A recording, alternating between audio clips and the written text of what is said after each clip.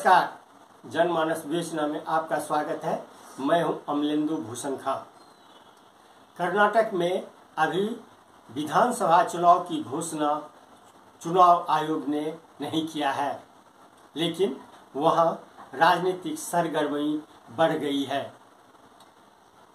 कोई न कोई केंद्रीय मंत्री या कोई न कोई राजनीतिक दल अपने चुनाव प्रचार अभियान को गति देने से बाज नहीं आ रहे हैं।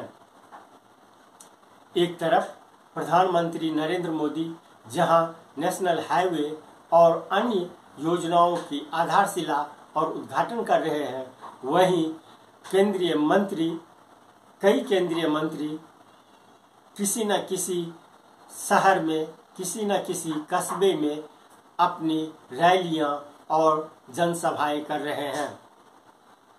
बीजेपी नेता विपक्ष के मुख्य विपक्षी दल कांग्रेस के राहुल गांधी को निशाना साधने से बाज नहीं आते हैं। जैसे ही मौका मिलता है, बीजेपी के नेता मंत्री राहुल गांधी पर लगातार हमले करते रहे हैं। राहुल गांधी के ब्रिटिश काउंसिल में दिए गए भाषण को लेकर के काफी हमले किए जा रहे हैं और इसका जवाब केंद्रीय मंत्री अगर राहुल गांधी पे हमले करते हैं तो कांग्रेस के नेता भी केंद्रीय मंत्री पर और प्रधानमंत्री नरेंद्र मोदी को निशाना साधने से बाज नहीं आते हैं। फिलहाल जो राजनीतिक सरगर्मी है, चुनावी तापमान है, वह धीरे धीरे गति पकड़ रहा है। हमने देश को सुरक्षित करने के लिए देश में डिफेंस इक्विपमेंट यहाँ पर बने 400 ऐसे डिफेंस इक्विपमेंट अब दुनिया में नहीं लाए जाते, देश के अंदर बनाए जाते हैं और देश के अंदर भी सबसे ज्यादा हमारे कर्नाटक में बनाने का काम होता है। मैं कर्नाटक के भाइयों बहनों को इसलिए बहुत बहुत धन्यवाद देना चाहता हूँ। अरे राहुल गांधी जी विदेशी धरती पर जाकर भारत की धरती को भारत की धरती नहीं बताते। अरे वो लोग जिनके कारण आज कश्मीर का एक हिस्सा पाकिस्तान के पास है, लेकिन देखिए हमारे कश्मीर में जो धारा 370-35 है, जवाहरलाल नेहरू की गलतियों के कारण हुई थी, उसको हटाने का काम भी किया तो नरेंद्र मोदी की सरकार ने आकर किया है। सदा के लिए आर्टिकल 370-35 में उसको हटाने का काम किया है।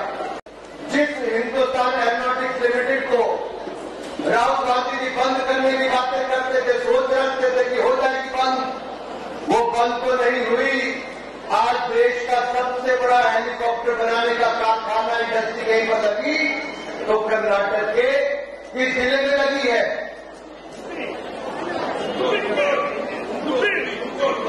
इंदौर में। अच्छा है, आप सबको पता होना चाहिए क्योंकि वो कर्नाटक की देश की सबसे बड़ी फैक्ट्री लगी है। इसलिए मैं आप सबसे निवेदन करता हूं कि तुमकुर में अगर देश का सबसे बड़ा हेलीकॉप्टर बनाने का प्लांट लगा है और देश में किसी राज्य में सबसे ज्यादा विदेशी पूंजी आती है, फॉरेन डायरेक्ट इन्वेस्टमेंट आती है, तो तेलंगाना से 9 गुना ज्यादा मेरे कर्नाटक में आती है, क्योंकि यहाँ भारतीय जनता पार्टी की सरकार है। यहाँ निवेश भी होता है, इंडस्ट्री भी लगती है और हमारे युवाओं को रोजगार मिलने का काम भी होता है। दिल्ली की सरकार, जब कांग्रेस की दिल्ली में सरकार थी 2009 से 2014 तक और प्रदेश में भी कांग्रेस की सरकार, तो दिल्ली से केवल 11,000 करोड़ रुपया मिला, लेकिन मोदी जी ने 3 गुना ज्यादा पैसा कर्नाटक को पिछले 5 वर्षों में दिया है। ये नरेंद्र मोदी जी और डबल इंजन की सरकार का लाभ दिखता है।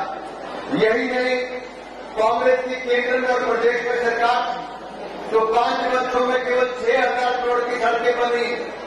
केंद्र और प्रदेश में भाजपा की सरकारें आप लेकर आए तो 50,000 करोड़ रुपए की सड़कें पिछले 5 वर्षों में बनाने का काम इस डबल इंजन की सरकार ने किया। यही नहीं मेरे भाइयों बहनों, हमारे यहाँ पर स्टैच्यू ऑफ प्रॉस्पेरिटी वो भी उद्घाटन करने का काम कैंपा गौड़ा जी का एक स्टैच्यू 108 फीट ऊंचा यहाँ पर लगाने का काम किया है, कांसे की प्रतिमा। वंदे भारत ट्रेन कर्नाटक को देने का काम किया है। सबसे लंबा प्लेटफॉर्म यहाँ पर लगाने का काम किया है और ग्लोबल इन्वेस्टर्स मीट में 9 लाख करोड़ रुपए का निवेश आकर कर्नाटक देश में पहले नंबर पर आया है। इसके लिए भी मैं आपको बहुत बहुत बधाई देता हूं। राहुल गांधी भारत की राजनीति का एक अभिन्न अंग है। पहले सत्तारूढ़ दल में और फिर विपक्ष में उन्होंने लगातार जनता की आवाज बुलंदी से उठाई और 4 बार चुने हुए सांसद होने के नाते जब वो कैम्ब्रिज यूनिवर्सिटी, जो दुनिया की विश्वविख्यात शैक्षिक संस्थानों में से एक है, वहां पर जाकर अमेरिका और चीन के बीच में बटे हुए दुनिया में भारत की अहम भूमिका की बात करते हैं, तो वो भारत का सिर उठाते हैं, भारत को गौरव दिलाने का बात करते हैं। इससे भारतीय जनता पार्टी को क्या आपत्ति है, मैं समझ नहीं पा रही हूं। कल पूरे दिन लगे रहे विदेशी धरती पर पेगासस पर सरकार इनकी खुद सहयोग नहीं कर रही थी। विदेशी धरती पर तो साहब ने जाकर यह तक कह दिया था मोदी जी ने चीन में कि लोग समझते हैं हमने क्या पाप किया था, हिंदुस्तान में पैदा हुए। एकदम से शाम को आ गए चीन और पुलवामा को लेकर।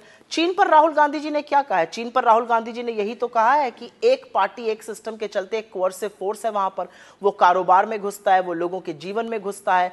और उन्होंने ये कहा कि इसको करके वो आर्टिफिशियल इंटेलिजेंस और साइबर वॉरफेयर की आधारशिला रखता है। उन्होंने ये भी कहा कि लोकतांत्रिक देश जैसे भारत है, यहाँ पर मैन्युफैक्चरिंग होनी चाहिए, यहाँ पर प्रोडक्शन होना चाहिए, और अगर नहीं होगा तो आर्थिक असमानता और बेरोजगारी जो है उसके चलते बहुत खामियाजा भुगतना पड़ेगा अगर वो ज्वार, वो गुस्सा फूट गया लोगों का।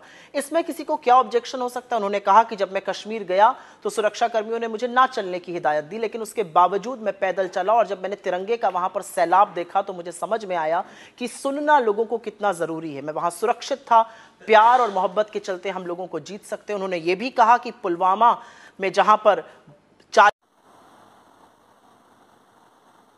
चुनाव आयोग की घोषणा के बाद राजनीतिक सरगर्मी जो है और तेजी से रफ्तार पकड़ेगी, चाहे वो कांग्रेस हो या बीजेपी या फिर लोकल जेडीएस। वो अपनी सरगर्मी सड़कों से लेकर के गांव तक दिखाएंगे। फिलहाल आज के लिए बस इतना ही। हमें दीजिए आज्ञा। नमस्कार। आप हमारे चैनल को जरूर सब्सक्राइब करें और लाइक करें। आपका बहुत बहुत धन्यवाद।